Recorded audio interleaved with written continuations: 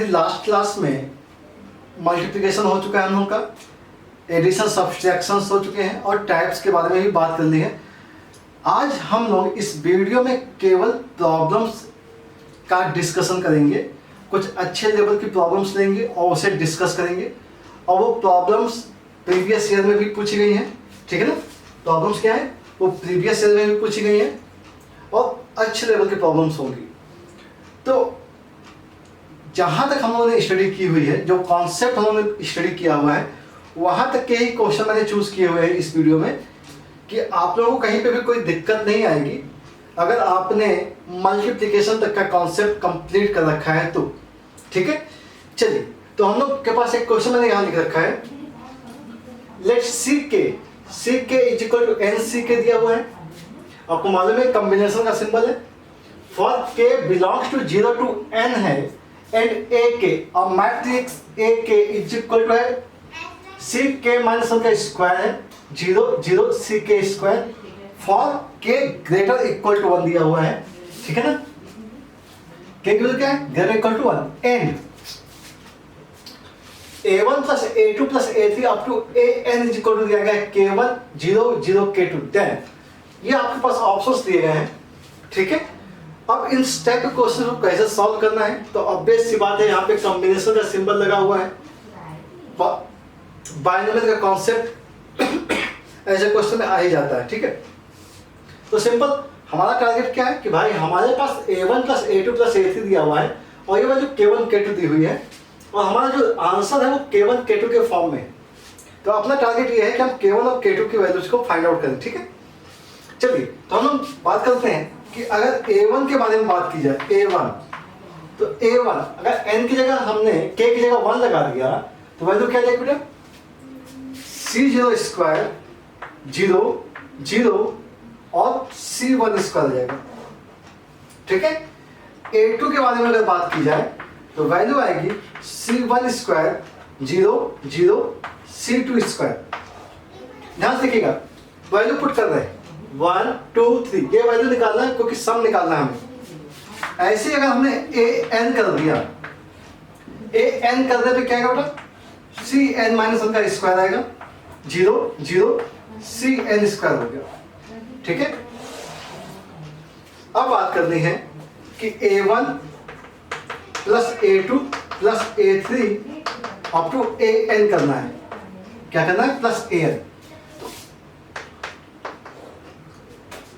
अगर इस चीज को देखा जाए, इन सबको हम ऐड करें पोजीशन देखिए, ये सभी फर्स्ट पॉइंट के पोजीशंस हैं, ये सभी ऐड हो जाएंगे तो वैल्यू आएगी यहाँ पे c0 square plus c1 square plus c2 square up to cn minus 1 का स्क्वायर होगा। यहाँ 0 आ जाना चाहिए क्योंकि यहाँ की पोजीशन पे वैल्यू क्या है, 0 है, इस पोजीशन पे वैल्यू क्या है, 0 है। और यहाँ देखेंगे तो क्या आएगा c1 square c2 square up to c, देखिएगा 0 से स्टार्ट हुआ है तो n माइनस 1 गया है, 1 से स्टार्ट हुआ तो cn स्क्वायर आएगा, ठीक है। और ये जो वैल्यू है, ये वैल्यू किसके इक्वल है, ये वैल्यू इक्वल है k1 0 0 k2, ठीक है। मीन्स ये हो गया कि k1 की जो वैल्यू है वो है c0 square plus c1 square up to cn minus 1 का स्क्वायर, क्लियर। और k2 की जो वैल्यू है वो है c1 square plus c2 square up to cn square. यहां तक की बात हो रही है, ठीक है। अच्छा, एक चीज समझते हैं हम यहाँ पे, आपको मालूम है c0 की वैल्यू क्या होती है, nc0, याद होगा आपको, 1 होती है, और ये वैल्यू ncn के इक्वल भी होती है। nc0 की वैल्यू 1 और ncn के इक्वल होती है। तो अगर हम लोग इस वैल्यू में देखें, इस वैल्यू में cn स्क्वायर हमने ऐड कर दिया, इसका मतलब मैंने 1 ऐड कर दिया। क्या कर दिया, 1 ऐड, और यहाँ पे मैंने c0 स्क्वायर ऐड कर दिया। यहाँ पे भी मैंने क्या ऐड किया है, 1 ऐड किया है। 1 जैसे ही आपने ऐड किया तो देखिए ध्यान से c0 से लेकर के n तक जा रहा है और ये c0 से लेकर ये भी n तक जा रहा है, मतलब दोनों साइड में हमने क्या किया, +1 किया है। तो इसका मतलब ये है कि +1 करने के बाद ये दोनों वैल्यू इक्वल आ रही है।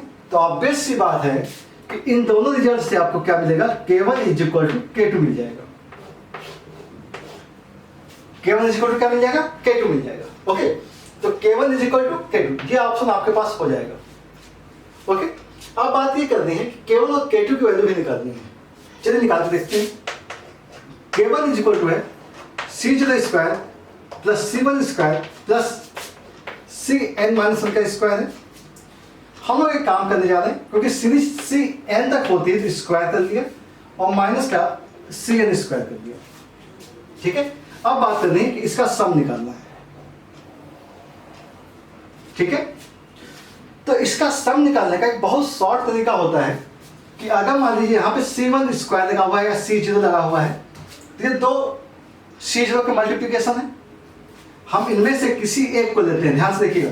हमने किसी एक को लिया C0 स्क्वायर। C0 स्क्वायर को अगर हमने चाहा तो C0 इंटू C0 कर सकते हैं, NC0।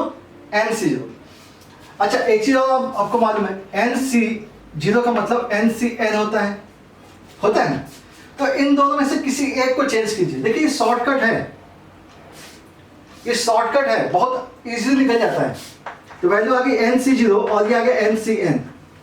इस पूरे का सम अगर निकालना है तो क्या करिएगा, आप इन दोनों को ऐड कर दीजिए। वैल्यू क्या आ गया बेटा, 2NCN आ गया, 2NCN। इसका मतलब है इसका समेशन जो है वो 2NCN है। बहुत आसान है। तो जब भी स्क्वायर की सीरीज होती है ना, तो उसमें सबसे बढ़िया कॉन्सेप्ट ये होता है कि आपको ये यूज करना है। मतलब ये 2NCN हो गया और ये माइनस का Cn स्क्वायर है, इसका मतलब है माइनस का 1, तो 2NCN माइनस 1 आ गया, तो 2NCN माइनस 1 हो गया। ये इसका आंसर होगा। ठीक है, तो ये एक तरीका तो बहुत शॉर्टकट हो गया। अगर आपको इसको और दूसरे तरीके से करना है, ठीक है, तो इसका आंसर क्या आ गया, हम लोग साइड में लिख लेते हैं 2NCN माइनस 1, ये लिख दिया हमने। ओके, अब बात करते हैं कि अगर मान लीजिए इस टाइप से आपको नहीं करना है तो कैसे करना है। तो इस सीरीज को सॉल्व करने के लिए हम लोग बाइनोमियल में जाते हैं।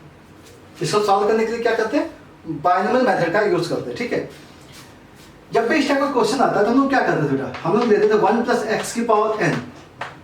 ठीक है, इस सीरीज को एक्सपेंड कर दीजिए, C0 प्लस का C1x plus C2x square up to कहां तक जाता है बेटा, Cnx की पावर n लिख दिया। ठीक है, ये बात हो रही है। अच्छा, इसी सीरीज को हम लोग रिवर्स ऑर्डर में भी लिखते थे, इसको रिवर्स ऑर्डर में भी लिखते थे। तो रिवर्स ऑर्डर में लिखा जाएगा तो देखिएगा, C0 x rays power n लिखा, C1 x power n minus 1 लिखा, ऐसे ही Cn लिख दिया मैंने। क्या लिख दिया, Cn हो गया। ठीक है, हमारी जो रिक्वायरमेंट है, अब समझिएगा इस चीज को, सीरीज को असेंडिंग ऑर्डर में लिखा और डिसेंडिंग ऑर्डर में लिख दिया। ओके, ये दोनों सीरीज सेम होती है, ध्यान रखिएगा। अब बात करते हैं कि हमारी जो रिक्वायरमेंट है वो C0 का स्क्वायर है। C0 का स्क्वायर कैसे आएगा, जब आप C0 को C0 से मल्टीप्लाई करेंगे, C1 को C1 से मल्टीप्लाई करेंगे। ठीक है, अच्छा ये मल्टीप्लाई तो किया, मल्टीप्लाई करने में क्या आएगा, x की पावर n आएगी। यहाँ मल्टीप्लाई कीजिए तो x पावर n आएगा, अगला में मल्टीप्लाई क्या आएगा, x पावर n ही आएगा, लास्ट में मल्टीप्लाई क्या आएगा, x पावर n आएगा। इसका मतलब ये है कि हम इन दोनों सीरीज को मल्टीप्लाई तो कर रहे हैं, लेकिन कोफिशिएंट किसका ले रहे हैं, x पावर n का, coefficient of x power n लेना है। तो सीरीज बात है, इसको हमने फर्स्ट ले लिया, इसको हमने सेकंड ले लिया, और बात कर रहे हैं product of first and second. Take coefficient of x power n। जैसे ही आपने x पावर n लिया, ध्यान से देखिएगा, मल्टीप्लाई किया C0 स्क्वायर C1 स्क्वायर, ऐसे ही क्या आ गया, Cn square is equal to, जो काम आपने राइट हैंड साइड में किया है वही काम आपको लेफ्ट हैंड साइड में करना है। इन दोनों का मल्टीप्लाई करना है और क्या लेना है, coefficient of x power n in 1 plus x power 2n। इन दोनों को मल्टीप्लाई करने पे क्या है, यही तो आएगा। अगर ये आ गया है तो समझिएगा, हमें चाहिए क्या, x पावर n चाहिए। ध्यान से देखिए, अगर यहाँ 1 है तो इसकी पावर 1 है, यहाँ 2 है तो इसकी पावर 2 है। इसका मतलब है जो पावर चाहिए वही बेस में होना चाहिए। मीन्स इसका मतलब ये है कि वजह आएगी 2nc, x पावर n चाहिए था तो नीचे क्या आना चाहिए, n आना चाहिए। तो 2n आ जाएगा, और यही हमारी रिक्वायरमेंट थी। ठीक है, तो ये भी एक तरीका है जो कि आप लोगों ने 11th के बायनोमियल चैप्टर में पढ़ा हुआ है। ठीक है, इस तरीके से निकाल लीजिए। अदरवाइज जो मैंने एक बहुत बेसिक तरीका बताया, बहुत शॉर्टकट बताया कि अगर मान लीजिए सी आर स्क्वायर दिया गया है तो, और इसकी सीरीज दी गई है, तो इसका मतलब ये हो गया एन सी आर और एन सी आर लिख दिया हमने यहाँ पे, तो N C R into N C N minus R लिख दीजिए, और वैल्यू क्या दिखेंगे, ऐड कर देंगे दोनों को, ये आएगा 2nCn आ जाएगा। ठीक है, ये सीरीज का सम हो जाएगा। देखिए शॉर्टकट हो जाता है, और इस टाइप से आपको कॉन्सेप्ट करना है तो इस टाइप से आप काम कर सकते हैं। ठीक है, देखिए दोनों ही क्वेश्चन सॉल्व हो गए। अब इसका मतलब ये है कि 2nCn माइनस 1 है तो k2 की वैल्यू ये तो हो नहीं सकती है। ठीक है, और k1 प्लस k2 अगर आप ऐड करेंगे तो ये वैल्यू अभी भी नहीं आ रही है। ठीक है, ये वैल्यू भी नहीं आएगी, मतलब k1 की वैल्यू आ गई, ये क्लियर है, क्योंकि दोनों को अगर डबल करना है तो ये तो नहीं आएगा। ठीक है, डबल तो ये नहीं आएगा, तो हमारे पास इसका आंसर मिल गया है। ठीक है, तो आप कंप्लीट कर सकते हो। ओके, बात करें हम नेक्स्ट क्वेश्चन की, और ये क्वेश्चन है ऐसा कुछ, let omega be complex cube root of unity. तो जैसे ही आपने क्यूब रूट ऑफ यूनिटी का कॉन्सेप्ट समझा तो ये चीज समझ लेते हैं कि भाई ओमेगा अगर complex cube root of unity है तो इसका मतलब ये रहा होगा ओमेगा क्यूब की value 1 plus omega square is equal to 0। ये दो चीज तो दिमाग में आ ही जाती है कि ऐसा कॉन्सेप्ट कहीं लगेगा, नहीं लगेगा तब भी देखेंगे, लेकिन ये चीज होती है। With omega is not equal to 0 and P is a matrix which element Pij n cross n की मैट्रिक्स है। ध्यान रखिएगा इसका ऑर्डर क्या है, n क्रॉस n है। With Pij is equal to दिया गया है ओमेगा, जो एलिमेंट है, ध्यान से देखिए ये एलिमेंट है, Pij इज इक्वल टू दिया गया omega raised to power i plus j and P square is not equal to 0 when n is equal to, मतलब P स्क्वायर की वैल्यू 0 नहीं है, इसका मतलब P स्क्वायर तो करना पड़ेगा, P का स्क्वायर मतलब मैट्रिक्स का स्क्वायर करना होगा, और हमारे पास मैट्रिक्स दी नहीं हुई है। ठीक है, तो मैट्रिक्स के लिए हम लोग काम करें कि मैट्रिक्स जो है वो P, एक मैट्रिक्स अगर हम फॉर्म करना चाहें, ठीक है, तो कहां से कहां तक n क्रॉस n की बेटा, तो A11 होगा, A12 होगा, अप टू A1n होगा, A21 होगा, A22, ऐसे A2n होना चाहिए, AN1, AN2 up to ANn होगा। ठीक है, ऐसा कुछ होगा, एक मैट्रिक्स होगी जो कि n क्रॉस n ऑर्डर की होगी। लेकिन यहाँ पे जो Pij है वो ऑलरेडी ओमेगा की पावर i प्लस जे दिया हुआ है, i प्लस जे, ध्यान से देखिए ये होता है i और ये होता है j, और a की जगह क्या है, ओमेगा। ठीक है, चलिए तो हमारे पास जो एक्चुअल वैल्यू है उसे लिख लेते हैं, p 1 पुट करेंगे तो यहाँ पे क्या आएगा, ओमेगा स्क्वायर आएगा, 1 2 पुट किया ओमेगा क्यूब, 1 3 पुट करेंगे ओमेगा 4 आएगा, अप टू क्या होगा बेटा, ओमेगा पावर n प्लस 1 आएगा, ऐसा कुछ आएगा। ठीक है, अगर 2 1 किया तो ओमेगा क्यूब आ गया, ओमेगा पावर 4 आएगा, ऐसे ही ओमेगा पावर n प्लस 2, देखिएगा ध्यान से, होगा ना। चलिए आगे बढ़ते हैं, इसे n plus 1, omega power n plus 1 आ गया, n प्लस 2 आएगा, और ऐसे ही आएगा omega power n plus n आ जाएगा, ये हो गया p। ठीक है, अगर p की वैल्यू आ गई है तो हमें क्या करना है, क्या स्क्वायर करना है p का स्क्वायर, तो p स्क्वायर ये हो गया omega square, omega cube, omega 4 up to omega power n plus 1, और यहाँ पे भी आएगा omega cube, omega 4 up to omega power n plus 1 आएगा, ऐसे ही ये टर्म्स जाएंगे। ठीक है ना, omega power 2n, similar matrix. ठीक है, omega square, omega cube up to omega power n plus 1, n plus 1। ठीक है, ठीक है, ये p स्क्वायर हो गया। अब p स्क्वायर की वैल्यू 0 नहीं है, ध्यान रखिएगा 0 नहीं, तो इसका कोई भी एलिमेंट जीरो नहीं होगा, कोई भी एलिमेंट जीरो नहीं होना चाहिए। चलिए मल्टीप्लाई करते हैं रो कॉलम, और ये रो और कॉलम का मल्टीप्लिकेशन जीरो नहीं होना चाहिए, ध्यान रखिएगा। तो ओमेगा स्क्वायर मल्टीप्लाई किया ओमेगा स्क्वायर से, तो वैल्यू क्या आ गई ओमेगा 4। अगला क्या आएगा ओमेगा 6 आएगा। नेक्स्ट क्या आना चाहिए 4 है, 4 आएगा ओमेगा 8 आएगा। अप टू कहां तक omega power n plus 1, omega power n plus 1 multiply होगा ओमेगा पावर 2n प्लस 2, और ये वैल्यू भी जीरो नहीं होनी चाहिए, वैल्यू जीरो नहीं होनी चाहिए। इसका मतलब ये है कि ये एक सीरीज है जो कि जीपी की है, ठीक है, सीरीज जीपी की। तो सिंपल ओमेगा पावर 4 ले लिया हमने, ठीक है। टर्म्स कितने हैं ध्यान से देखिएगा, टर्म्स कितने हैं n टर्म्स हैं, क्योंकि n टाइम्स मल्टीप्लाई किया, टर्म्स कितने n है। तो इसका कॉमन रेशियो देखा जाए तो ओमेगा स्क्वायर है, टर्म्स कितने n है -1, अपॉन में कितना है ओमेगा स्क्वायर -1, इस टाइप से लिख दिया, ठीक है। अब ओमेगा स्क्वायर -1 लिख दिया और ये वैल्यू जीरो नहीं होनी चाहिए। तो आपको मालूम है कि ओमेगा स्क्वायर की वैल्यू 1 तो होती नहीं है, नहीं होती ना, तो इसका मतलब है कि ये वैल्यू जीरो नहीं होनी चाहिए, मतलब omega power 2n is not equal to 1, ठीक है। अब 1 कब होता है ओमेगा की पावर में, अगर n है तो 1 कब होता है जब n मल्टीपल ऑफ 3 होता है, n मल्टीपल ऑफ 3 होगा, मीन्स 2n इज नॉट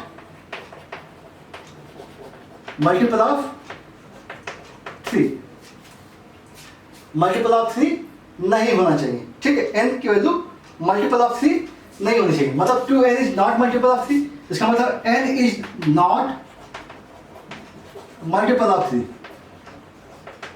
क्योंकि 2 से तो कोई मतलब ही नहीं रहेगा, क्योंकि 2 n 3 से डिविजिबल तो होता नहीं है, तो n मल्टीपल ऑफ 3 नहीं होना चाहिए।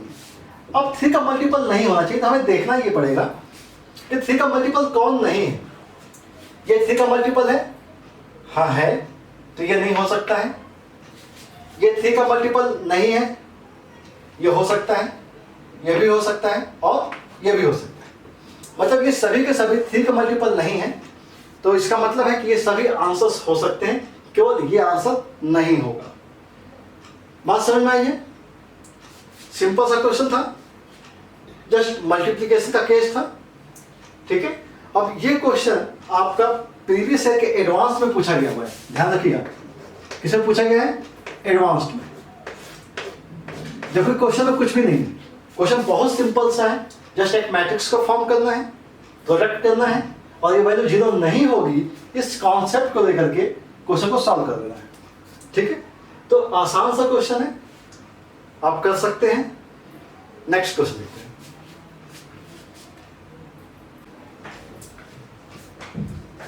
नेक्स्ट क्वेश्चन के बारे में बात कर लेते हैं, और ये क्वेश्चन जो दिया गया है, let z is equal to दिया गया -1 प्लस i रूट 3/2 है, where i is equal to in root of -1 and r, s belongs to 1 2 3, 1 2 3 हो सकते हैं। Let p is a matrix, in matrix -z raised to power r, z raised to power 2s, z power 2s, z power r, and I be the identity matrix of order 2, then the total number of ordered pair of Rs for which p square is equal to -1। ये question कहा गया है, ठीक है। तो simple सी कहानी तो ये है कि आपको ये समझना पड़ेगा कि आपके पास जैसे z की वैल्यू दी गई है, z के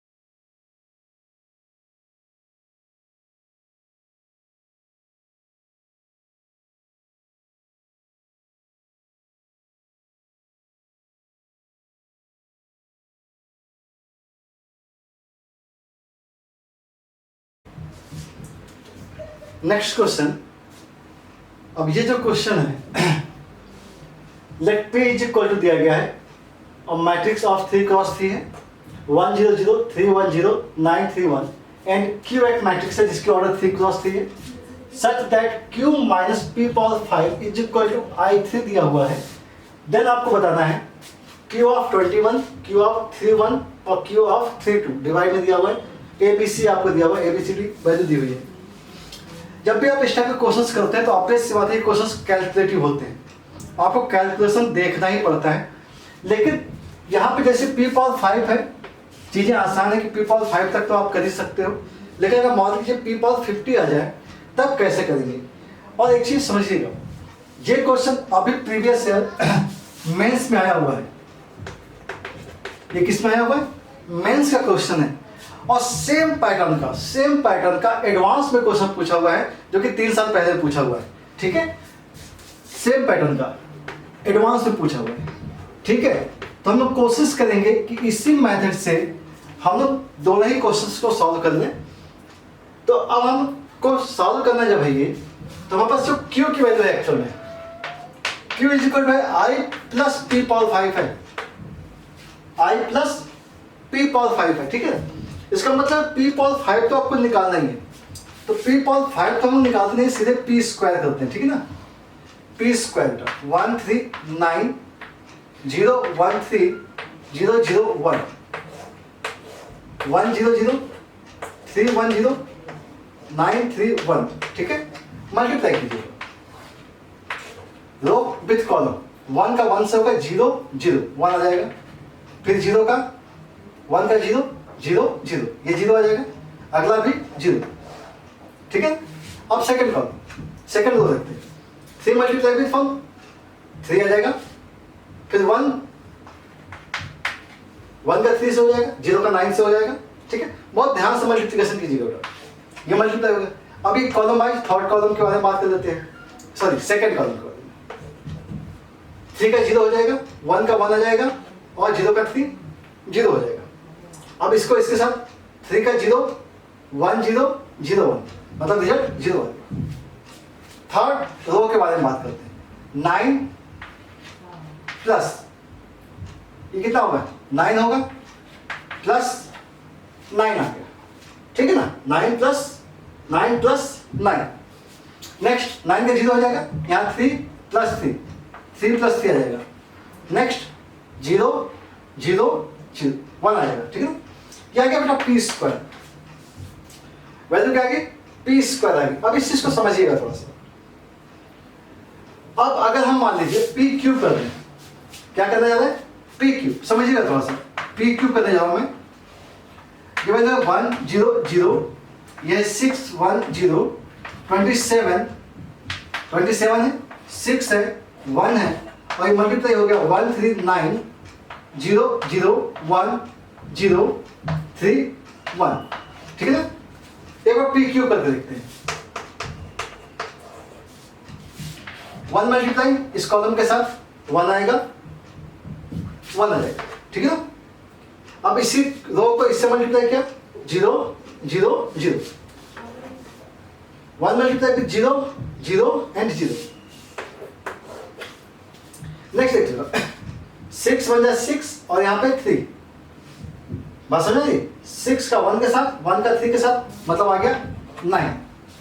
ठीक है, अब इसी को देखते हैं इस कॉलम के साथ, तो 6 का 0 1 0 मतलब 1 आ जाएगा, 6 का 0 1 का 0 0 का 1 मतलब 0 आ जाएगा। ठीक है, मतलब सेकेंड रो हम लोगों ने कंप्लीट कर दी। अब बात करते हैं थर्ड रो की, 27 18 प्लस 9, 27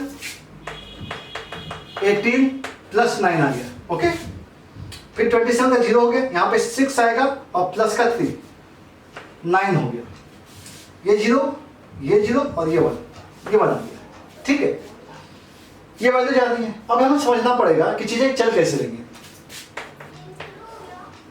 एक सिस्टम बनाते हैं 1 0 0, ये वैल्यू होगी 3 टाइम्स 3 1 हो सकता है, ये 0 हो सकता है। अगर हम यहाँ से 9 कॉमन ले लेते हैं, ये वैल्यू आती है 1 + 2 + 3। ठीक है, 1 2 3, ये हो गया 3 × 3 ये हो गया 1। ये बात समझ में आ रही, एक पैटर्न समझ में आ रहा ना। कैसे स्क्वायर था, स्क्वायर में हमने क्या किया था, 9 कॉमन लेते तो 1 + 2 कर सकते थे, यहाँ पे 3 × 2 कर सकते थे। ठीक है, तो जैसे ही आपने देखा p⁵ करना है तो p⁵ की वैल्यू होगी 1 0 0, 3 × 5 होता 1 होता 0 होता, 9 की वैल्यू होती 1 + 2 + 3 + 4 + 5 तक, ये वैल्यू होती 3 × 5 और ये वैल्यू होती 1। ये एक इसका आइडिया मिल जाता।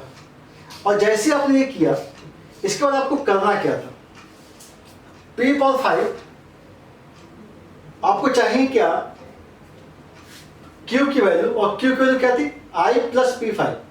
i का मतलब आइडेंटिटी मैट्रिक्स होता है। इसमें अगर आपको ऐड करना पड़ता है, q = क्या है, p⁵ प्लस का i, तो इसके डायगोनल में वैल्यू ऐड हो जाती है। किसमें ऐड होती, डायगोनल में। जबकि हमारी रिक्वायरमेंट क्या है, q21 second row first column, ये हमारी रिक्वायरमेंट है। थर्ड रो फर्स्ट कॉलम, ये हमारी रिक्वायरमेंट है। थर्ड रो सेकंड कॉलम, ये रिक्वायरमेंट है। मतलब i से मुझे कोई फर्क पड़ना नहीं है। ठीक है, चलिए तो q21 प्लस का q31 डिवाइड बाय q32 कर लेते हैं। ये वैल्यू आ गई 15 प्लस, इसको देख लेते हैं, ये वैल्यू कितनी आएगी, देख लीजिए, 5 + 4 9, 9 और 6 15, 9 जा 135 डिवाइड बाय ये वैल्यू 15, वैल्यू कितनी आ गई, 10 आ गई। ठीक है, बात समझ में आई है। तो ये पैटर्न आपको एक चीज समझ में आना चाहिए कि अगर इस पूरे क्वेश्चन को देखा जाए, एक पैटर्न को सेट किया जाए कि यहाँ पे जो वैल्यू है, यहाँ पे जो क्वेश्चन है वो 1 1 1 है, लोअर ट्रायंगुलर मैट्रिक्स है, 3 3 आइडेंटिकल हो गया, और इसका स्क्वायर है, इसका क्या है, स्क्वायर है। तो अगर यही क्वेश्चन थोड़ा सा चेंज किया जाता, जो कि एडवांस में पूछा गया था, उसमें क्या था, ये क्वेश्चन समझ में आ गया आपको। ठीक है, तो हम लोग बात करने जा रहे हैं, इसी टाइप का क्वेश्चन था, बिल्कुल सेम पैटर्न का।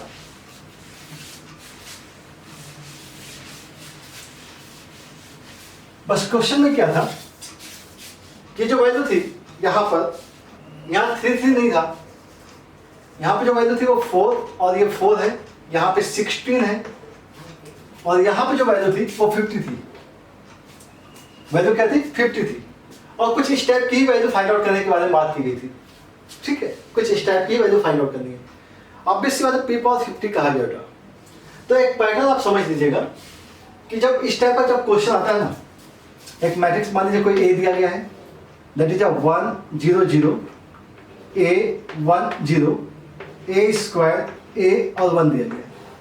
इसका मतलब ये है कि अगर आपने a⁴n करना है, a⁴n करना है, इसका मतलब ये है कि आप इसको डायरेक्ट लिख सकते हैं 0 0 na हो जाएगा, 1 होगा, 0 होगा, a स्क्वायर के साथ वैल्यू आएगी 1 + 2 + 3 अप टू n आएगी, यहाँ पे आएगा na और ये आएगा 1, ये वैल्यू आएगी। ठीक है, थोड़ा सा अरेंज कर देते हैं, यहाँ पे 0 0 1 और यहाँ पे 0, इस टाइप से कुछ वैल्यू आती है।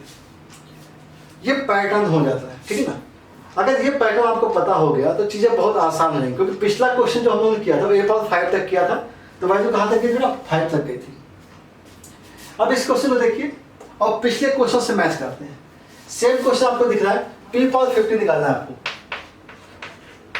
तो जैसे आपने p⁵ निकालना है तो इसका मतलब हो गया 1 0 0 4 × 50 आ गया। ठीक है ना, 1 0 आएगा, यहाँ पे देखिएगा 16 और 1 + 2 + 3 अप टू कहाँ तक, 50 तक आएगा। ये 4 × 50 आ जाएगा और ये 1 आ जाएगा। अगर आपको ये पैटर्न पता है तो, अगर आपको ये कंडीशन पता है तो आप डायरेक्ट निकाल सकते हैं। अदरवाइज आपको एक बेसिक तरीका तो आपको पता ही है कि मल्टीप्लाई कीजिए, एक सीक्वेंस बना दीजिए, अगर एक सीक्वेंस बन जाता है तो चीजें आसान हो जाती हैं। ओके, तो अब बात करते हैं कि वैल्यू आ क्या रही है एक्चुअली। ये हो गया, ठीक है ना। अगर हम इसकी बात करें तो ये 16 हो गया और टर्म्स कितने, 50 हो गया, बाई 2 हो गया, फर्स्ट प्लस का लास्ट टर्म, यहाँ 25 हो जाएगा, 25 × 16 25 इंटू 16 की वैल्यू आप सोचिए कि 4 टाइम्स हो गया तो 100, 400 इंटू 51, ठीक ना, 51 इंटू 400 हो गया। ओके, अगर हम इस वैल्यू को ही निकालना चाहें तो कुछ वैल्यू को कैसे निकालेंगे, 50 इंटू 4 प्लस का this time 400 into 51 divide by 400, 4 into 50। Calculation करना बेटा, कैलकुलेशन कर लेते हैं।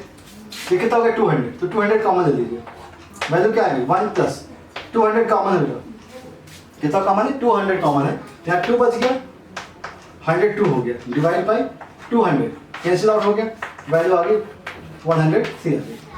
ठीक है, तो बिल्कुल सेम पैटर्न का क्वेश्चन है।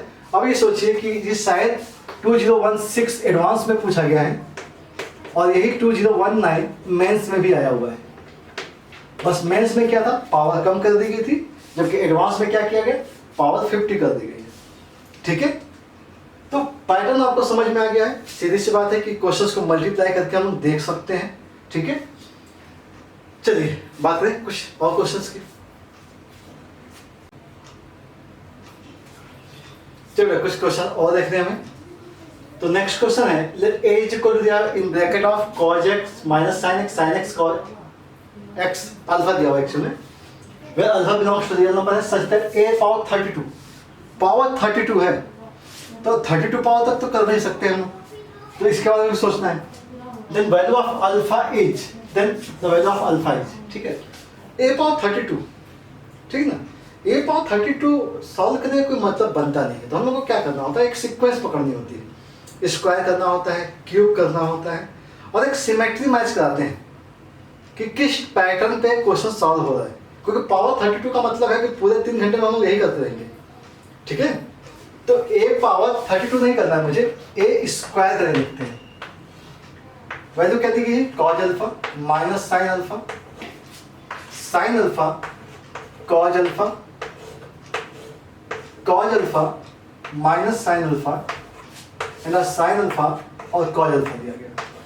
ठीक है, मल्टीप्लाई कीजिएगा this into this, cause square alpha minus sine square alpha, ठीक है, कॉज के साथ माइनस का साइन अल्फा और माइनस साइन के साथ कॉज अल्फा। ठीक है, अब सेकेंड रो के बारे में बात कर लेते हैं। सेकेंड रो में क्या है, साइन के साथ कॉज और कॉज के साथ साइन। ठीक है, sine alpha cause alpha plus का कॉज अल्फा साइन अल्फा, यहां साइन तो माइनस का साइन स्क्वायर अल्फा और ये प्लस का कॉज स्क्वायर अल्फा। तो कुछ चीजें आपको समझ में आ रही होंगी कि भाई ये जो वैल्यू है, ये वैल्यू कॉस 2 अल्फा की है, ये वैल्यू माइनस साइन 2 अल्फा की है, ये वैल्यू साइन 2 अल्फा की है और ये वैल्यू कॉस 2 अल्फा की है। मतलब ये a स्क्वायर है। लेकिन स्क्वायर निकालने के बाद आप जल्दीबाजी मत कीजिए कि इसी पे पैटर्न सेट कर दीजिए। ठीक है, एक बार और करके देख लीजिए कि और सीक्वेंस में क्या मैच करता हुआ जाता है। तो एक क्यूब करते हैं, एक क्यूब, ठीक है, तो एक क्यूब जैसे किया हमने, cos 2 अल्फा है माइनस का sin 2 अल्फा है, sin 2 alpha cos 2 alpha in bracket cos alpha minus sin alpha sin alpha in cos alpha. ठीक है, इस टाइप का ही पैटर्न है। मल्टीप्लाई कीजिए रो कॉलम, cos के साथ cos अल्फा आएगा, एक cube is equal to cos 2 alpha cos alpha plus इसका मल्टीप्लाई इसके साथ होगा तो माइनस आएगा sin 2 अल्फा sin अल्फा। अब एक चीज तो आपको समझ में आ रही है कि जब आपने ये मल्टीप्लाई करके देख लिया तो यहाँ पे cos a cos b minus sin a sin b मतलब cos a प्लस b का फॉर्मूला बन रहा है और यहाँ cos 3 अल्फा बन रहा है। क्या बन रहा है, cos 3 अल्फा, और यहाँ पे क्या बनेगा माइनस sin 3 अल्फा। ऑब्वियस सी बात है, यहाँ sin 3 अल्फा और यहाँ cos 3 अल्फा और ये वैल्यू किसकी, एक क्यूब की। अब इससे एक पैटर्न से सेट हो जाता है कि a की वैल्यू में 1 था, स्क्वायर में 2 है, क्यूब में 3 है, तो ऑब्वियस सी बात है कि a पावर 32 में cos 32 अल्फा होगा माइनस sin 32 अल्फा होगा, यहाँ पे sin 32 alpha end of cos 32 alpha होगा। अब इस वैल्यू को कंपेयर कीजिए जो वैल्यू दी गई है, 0 -1 1 एंड 0, ठीक है। इसका मतलब ये है कि cos 32 alpha is equal to 0 है and sin 32 alpha is equal to 1 है, मतलब हो गया sin π/2। तो 32 अल्फा इज इक्वल टू होगा π/2, so alpha is equal to होगा π/64। और ये ऑप्शन जो है वो कहीं मैच करता हुआ दिख रहा था, दैट इज सी सेक्शन, ठीक है। तो इस टाइप के जो पावर के क्वेश्चंस होते हैं हमेशा एक सीक्वेंस ध्यान रखिए, आपको सिंपल मल्टीप्लाई तो आपको करना ही पड़ेगा, इसका कोई पैटर्न नहीं है कि आपको याद करना है। आपको सिंपलेस्ट फॉर्म में क्या करना है, मल्टीप्लाई कर दीजिए।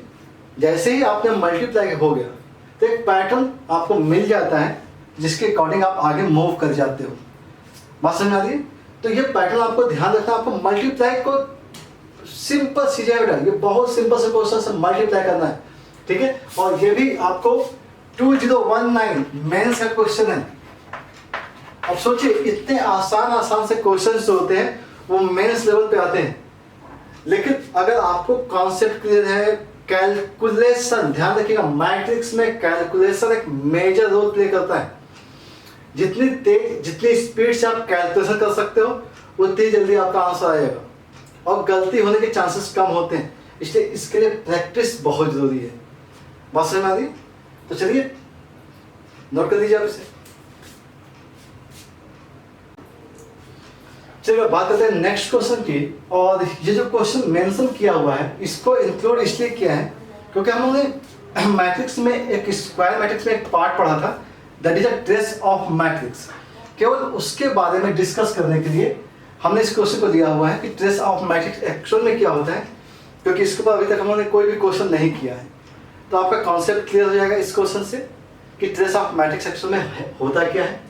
तो क्वेश्चन दिया हुआ, if A is a n cross n matrix where Aij is a element equal to I plus j दिया हुआ है, then trace of A, trace of A के बारे में बात की गई है। तो हमें बताना पड़ेगा कि ट्रेस ऑफ A एक्चुअली क्या था।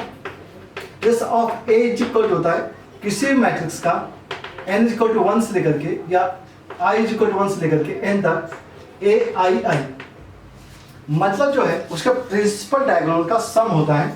या किसी भी एक मैट्रिक्स को तो हम रिप्रेजेंट करें A11 A12 up to A1n A21 A22 A2n AN1 ANN, ये हो गया बेटा n cross n matrix, n cross n matrix. और ये जो डायगोनल होता है this one defined as a trace of matrix. तो केवल इंपॉर्टेंट ये है और इसी को हमें समझना है, ठीक है। तो हमें ये समझना है कि भाई इस मैट्रिक्स का जो ट्रेस ऑफ A है वो होना क्या चाहिए, A11 A22 A33 up to ANN, ठीक है। और यहाँ पर जो वैल्यू दी गई है AIJ वो दिया गया है I प्लस J, ठीक है ना, IJ दिया गया।